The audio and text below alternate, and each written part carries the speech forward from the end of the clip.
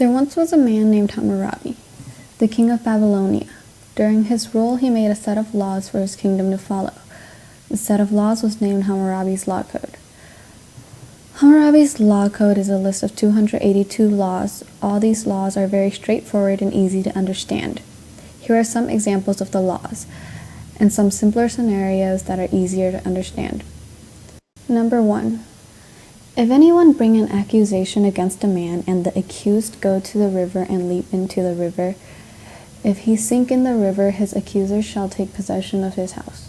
But if the river prove that the accused is not guilty, and he escape unhurt, then he who had brought the accusation shall be put to death, while he who leaped into the river shall take possession of the house that had belonged to the accuser.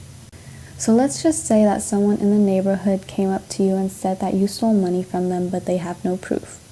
To test if they are telling the truth, you would jump in the river to see if you sink or float. If you were jumped in the river and you sunk, then the person who accused you will take your house. But if you survived and float when you were thrown into the river, then the man who accused you will be put to death, and you will take the person's house for yourself. Number 2, if a man put out the eye of another man, his eye shall be put out. So if an arrow was coming at you and hit you in the eye, and when you pulled out the arrow, your eye came out too, then you have the right to take out the eye of the man who put yours out. Number 3, if anyone break a hole into a house, break in to steal, he shall be put to death before that hole and be buried. So if I tried to rob someone by digging a hole to get into their house, and I was caught going into the house or going in the house, then I would be killed and put in the hole that I dug to get into the house. Number 4, if the robber is not caught, then shall he who was robbed claim under oath the amount of his loss. Then shall the community, and on whose ground and territory and in whose domain it was, compensate him for the goods stolen.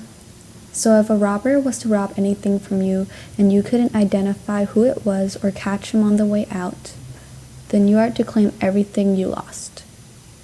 And you would basically have a donation station for your stuff back. And it is the job of everyone that lives in the same region as you will have to help give it back. Number 5. If fire break out in a house and someone who comes to put it out cast his eye upon the property of the owner of the house and take the property of the master of the house, he shall be thrown into the self-same fire. Let's say you were just sitting at home and your neighbor's house caught on fire.